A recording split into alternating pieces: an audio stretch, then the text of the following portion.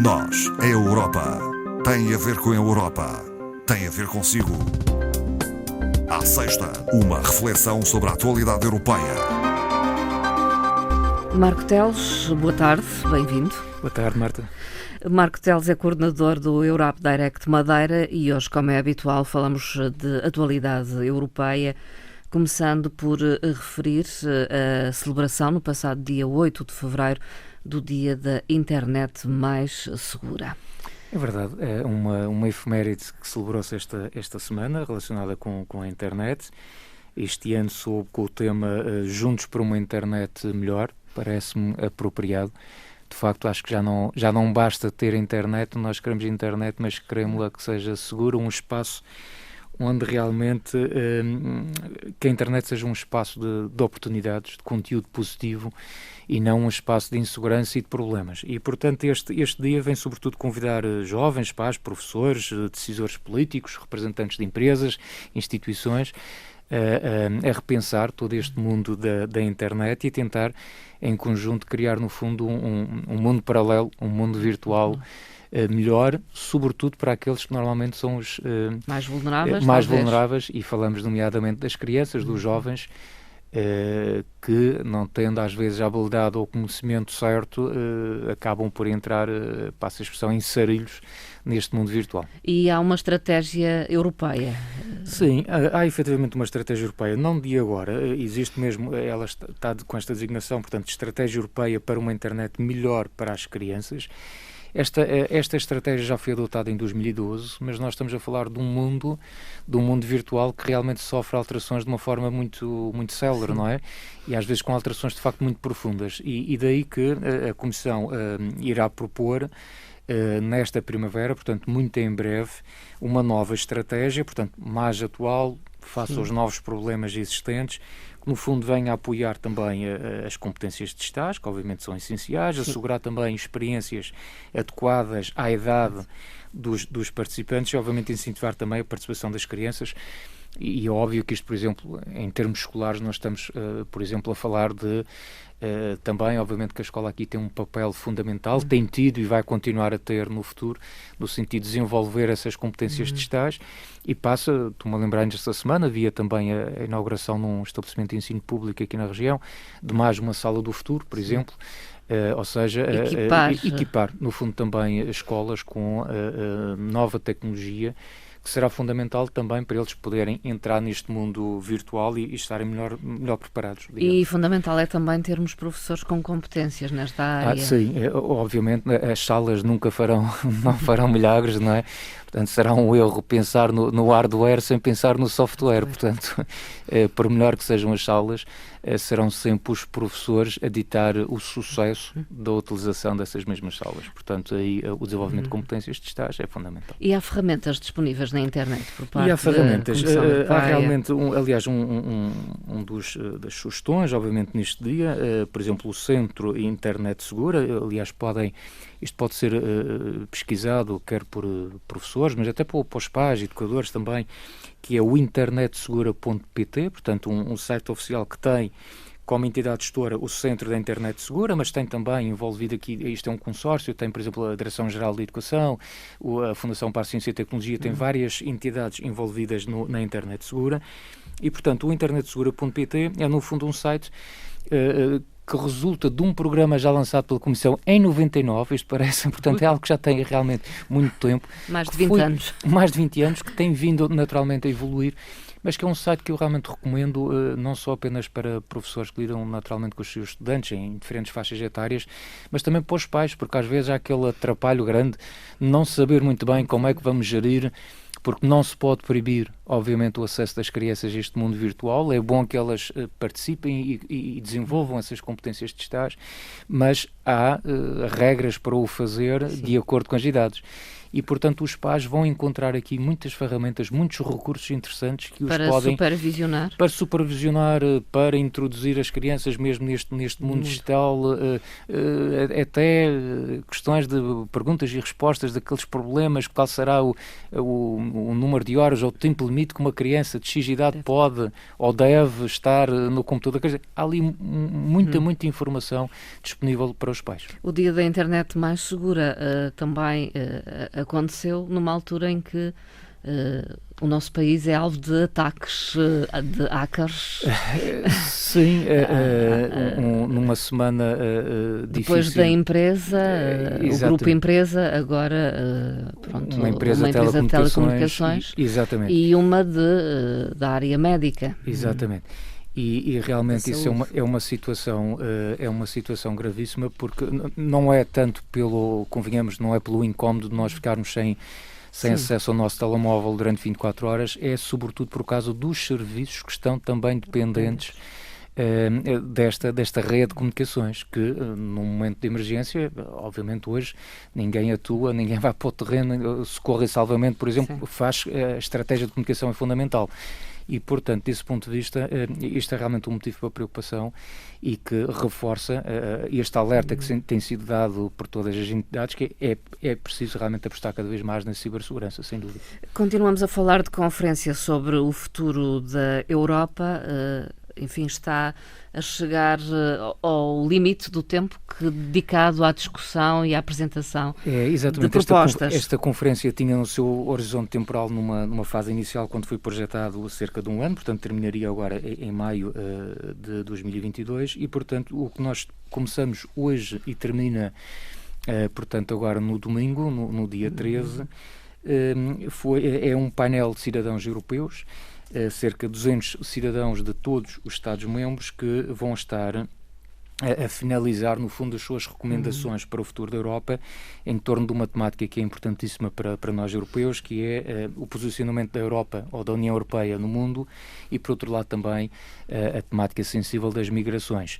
Portanto, apenas para dizer que tudo isto se faz com a maior das transparências e, portanto, qualquer pessoa que queira consultar o próprio site da Conferência sobre o Futuro da Europa pode entrar lá, está disponível nas 24 línguas oficiais e, inclusivamente, a sessão de abertura, que já decorreu esta manhã, ela é transmitida em direto para qualquer pessoa que queira assistir no próprio site. Quem já perdeu a sessão de abertura pode ver a sessão de encerramento com as principais conclusões que depois vão ser apresentadas e debatidas no plenário da conferência, que já está agendado para o dia 11 e 12 do mês que vem. De qualquer forma, o cidadão europeu pode continuar a partilhar ideias? Pode e deve. Pode e deve. Pode e deve. Aliás, este conceito da Conferência sobre o Futuro da Europa é de facto um exercício de cidadania ativa diferente, original, que foge um bocadinho àquela lógica das ideias virem de cima para baixo. O que se quer é exatamente o contrário, que sejam as pessoas a debater os temas que as preocupam, relacionadas com o futuro da nossa Europa, e que possam fazer chegar essa informação, as suas sugestões, reclamações, ideias, o que quer que seja, a quem de direito, através desta conferência. Portanto, aliás, permita-me dar o exemplo de publicidade à parte, mas nós organizamos, vai fazer amanhã, precisamente 7 dias, uma pequena atividade online com colegas da Grécia, com a própria representação da Comissão Europeia da Grécia, com Chipre e com uns colegas nossos do Europe Direct em França, e que tivemos como representantes daqui da Madeira um grupo de 6 jovens, neste caso, que foram da Escola Secundária Francisco Franco, envolvendo também o seu clube europeu, e que de forma voluntária se mobilizaram para participar neste debate que ocorreu na semana passada, durante cerca de 2 horas, onde tiveram a ver o papel dos jovens na ação local e projetando como é que se poderia melhorar essa ação depois e partilhar essa ação no fundo num contexto europeu, mas estiveram realmente a debater essa questão e apresentaram ideias muitíssimo interessantes e, portanto, a Madeira e o nosso país, porque efetivamente até foi o único Europe Direct a nível nacional que participou neste evento e, portanto, tivemos muito bem representados por este grupo de 6 jovens. Marco Teles, falemos de dados do Eurobarómetro de outono, portanto o último, os últimos dados conhecidos, não é? Exato. Foi realizado recentemente, no final do ano passado. Exatamente, mais precisamente entre novembro e dezembro do ano passado, com os 27 países, um total de 26 mil entrevistas repartidas de acordo com a dimensão demográfica de cada Estado-membro. e que traz realmente algumas conclusões, aliás, como todos os Eurobarómetros, e que eu trazia aqui algumas que me parecem mais interessantes. Uma delas tem a ver com aquilo que são considerados prioridades para o Parlamento Europeu e, portanto, 42% dos europeus consideram que a saúde pública deve ser uma prioridade fundamental para o Parlamento Europeu. À escala nacional, este valor sobe para os 72%. E logo depois da saúde pública, surge como prioridades para o Parlamento, portanto, a pobreza e as alterações climáticas. Por outro lado, havia também aqui uma questão que me parece interessante, tem a ver com o facto de 1/3 dos europeus considerar que a democracia é o valor mais importante a defender. Logo seguida da liberdade de expressão e de pensamento e, em terceiro lugar, a proteção dos direitos humanos. Curiosamente, os resultados em Portugal não têm nada a ver com a média europeia. Os portugueses assinalaram a igualdade de género, a solidariedade e a dignidade humana como os valores cimeiros. Não foi, de facto, a democracia. Não acertamos aqui não alinhamos, ou pelo menos não tivemos um pensamento alinhado com os restantes europeus e aliás, sobre isso, a própria recém-eleita Presidente do Parlamento Europeu, Roberta Metsola, referiu que achava que, de facto, a defesa da democracia era o valor mais importante, até por uma razão óbvia, está na base depois de tudo o resto que se segue, e recordou a esse respeito que nós não podemos, obviamente, tomar a democracia como garantida face aos extremismos, nacionalismos, que são, de facto, ameaças concretas ao nosso projeto europeu. Olhando para os Estados da União Europeia e seus cidadãos, há uns mais pró-europeus do que outros? Sim, sempre houve. Há sempre alguns mais otimistas em relação ao projeto europeu, mas a evolução tem sido positiva. De facto, curiosamente, nesta matéria que a Marta refere, os portugueses continuam a ser os mais pró-europeus de toda a União Europeia. Ou seja, 67% disseram que querem um papel reforçado do Parlamento Europeu, quando a média europeia fica nos 58%.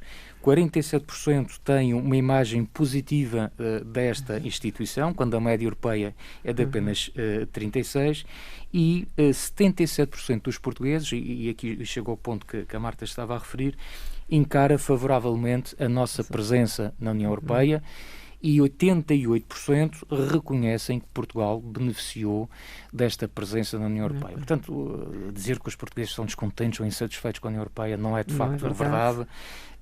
Reconhece o valor de nós estarmos lá presentes, e mesmo neste contexto de pandemia e de dificuldade económica, e não só, e de alguma instabilidade, e sobretudo acho que incerteza é a palavra-chave para os tempos que se vivem, mas dizia eu que a maioria dos portugueses, portanto 63%, diz ainda estar otimista em relação ao futuro do projeto europeu. Portanto, é óbvio que as dificuldades existem, ainda para mais com toda esta situação da pandemia e crises anexas à pandemia, mas de facto o otimismo de facto existe. E vão-se mantendo informados sobre o que se passa na União Europeia? Sim, isso por acaso a Marta está a referir aqui um aspecto também curioso, que podíamos fazer aqui só uma pequena referência, que os europeus de uma forma geral manifestam um interesse em saber mais sobre a União Europeia, ou seja, 58% dos europeus afirmaram acompanhar aquilo que se passa em termos de política europeia, mas também dizem que gostariam de saber um bocadinho mais e,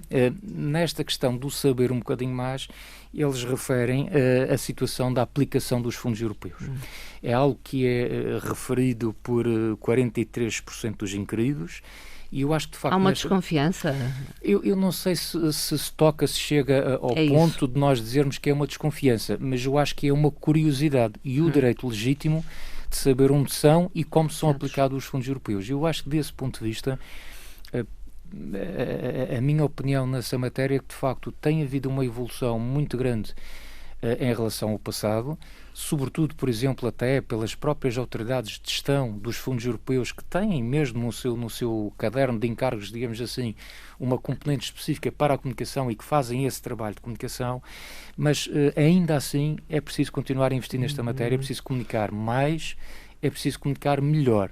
E isto, obviamente, também inclui, estou-me aqui a lembrar, se a Marta Cília me permite aqui uma antevisão, estou aqui a pensar Vamos ter aqui na próxima meia dúzia de anos uma série de investimentos que vão ser aplicados por força do PRR, portanto, do famoso Plano de Recuperação e Resiliência, que representam muitos milhões de euros, e temo que de facto possa acontecer como no passado, às vezes estas falhas de comunicação, num sentido de não deixar claro qual é o contributo efetivo da União Europeia nessas obras, nesses projetos, enfim, naquilo que vier a acontecer com base nesses fundos. Portanto, eu acho que é desde logo uma obrigação legal comunicar a utilização desses fundos europeus, e é de bom tom que a população saiba que efetivamente 80% ou 70% ou 60% ou 90%, o que quer que seja, daquela obra, daquele projeto, foi feita com fundos europeus e não foi por solidariedade de um empresário, por exemplo, porque as pessoas têm direito a perceber que de facto há apoios europeus por trás dos projetos. Falemos sobre coesão europeia. Sabemos que há diferenças entre as regiões da União Europeia. Vão-se esbatendo, ainda assim? Sim, vão-se esbatendo. Isso dá-se conta dessa situação através de um relatório que foi apresentado agora muito recentemente. É o 8º relatório sobre a coesão. Estamos a falar dos fundos de coesão, que foi, portanto, este relatório apresentado agora pela Comissão. Portanto, falamos de fundos que financiam, sobretudo, projetos no setor dos transportes, na área do ambiente também, e que tem realmente, como a Marta referia bem, um bocadinho este objetivo de esbater as desigualdades entre regiões. E, de facto, este relatório vem dar conta que essas disparidades territoriais e também sociais entre as regiões da União Europeia têm vindo a diminuir, o que é um aspecto, obviamente, positivo. Também nesse relatório prevê-se que o PIB per capita das regiões menos desenvolvidas da Europa vem aumentar até 5% já para 2023 e, portanto, a conclusão, assim, de grosso modo, é que tem havido realmente uma redução da diferença do PIB per capita entre as regiões menos desenvolvidas da Europa e as regiões mais desenvolvidas. E há áreas que, pelo seu isolamento, talvez, pela sua ruralidade, têm mais dificuldades. Sim, isso também, obviamente... Em crescer ao ritmo de outras, mais centrais. O relatório, obviamente, depois é exaustivo e entra em detalhes mais técnicos, mas um dos campos também abordado pelo próprio relatório tem a ver com o campo da demografia, peço desculpa. Uma constatação óbvia que está à vista de toda a gente, a população da União Europeia está a envelhecer e portanto... vai começar, inclusive, a diminuir nos próximos anos. Aliás, a gente vê em determinados setores profissionais esse envelhecimento é notório, não é? E preocupante. E obviamente que isto conclui-se também através do relatório e por causa desta situação que as regiões e as áreas rurais estão, de facto, a ser muito mais atingidas por este envelhecimento da população. Portanto, criando aqui um desequilíbrio que já existia no passado e que também, por força da questão demográfica, acaba por ser agravado. Mas isto também aplica-se a outras situações. Por exemplo, a transição digital, que é um desígnio, um objetivo, uma prioridade da Comissão, também conclui-se no relatório que, por exemplo, enquanto 2 em cada 3 moradores dos meios urbanos têm acesso a uma banda larga de alta velocidade para o acesso à internet, nas zonas rurais este valor passa de 1 em cada 6 residentes e, portanto, é óbvio que isto retira a atratividade às zonas rurais, que por si só já têm um conjunto de problemas associados e, portanto, estes pequenos detalhes têm que ser, obviamente, trabalhados se queremos, de algum modo, equilibrar ou aproximar a possibilidade de qualidade de vida semelhante, pelo menos semelhante, entre as áreas rurais e as áreas urbanas. Marco Teles, ficamos por aqui na nossa conversa. Muito obrigada. Bem. Obrigado, eu. Um bom e fim até à próxima. Bom fim de semana. Obrigado.